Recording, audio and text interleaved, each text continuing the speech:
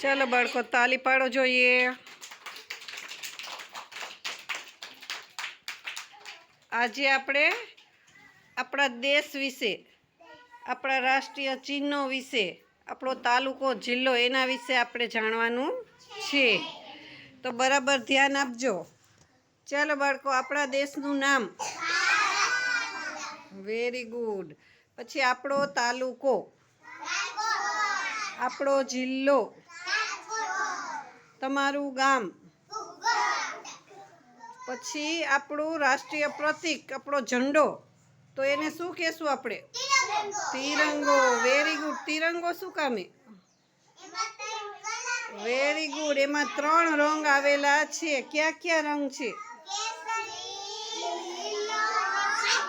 સરસ. Very good. કેસરી, લીલો ને સફેદ.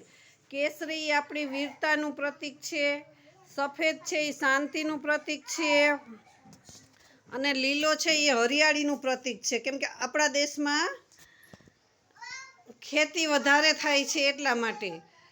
પછી આપણું રાષ્ટ્રીય ફૂલ, આપણું રાષ્ટ્રીય પક્ષી, આપણું રાષ્ટ્રીય પશુ, આપણું રાષ્ટ્રીય પ્રાણી, આપણી રાષ્ટ્રીય રમત,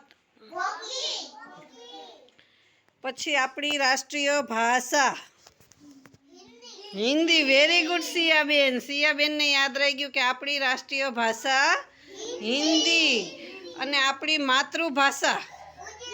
વેરી ગુડ ખુશાલભાઈ, કે આપણે ગુજરાતમાં બધા ગુજરાતી બોલીએ એટલે આપણી માતૃભાષા ગુજરાતી. અને આપણી આંતરરાષ્ટ્રીય ભાષા એટલે કે આપણે બીજા દેશમાં વાત કરવી છે તો વેરી ગુડ સિયાબેન, ઇંગ્લિશ, અંગ્રેજી ભાષાને આપણે આંતરરાષ્ટ્રીય ભાષા કહેશું. બરોબર છે ને? ચાલો, હવે બધુંય તમને આવડી ગયું છે. તો આપણો તાલુકો ને જિલ્લો. તાલુકોય રાજકોટ ને જિલ્લોય રાજકોટ.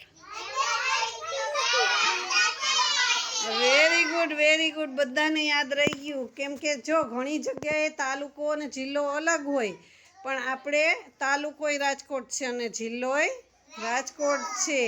ચાલો એક સાથે બધા બોલી જાવ કે જય હિન્દ.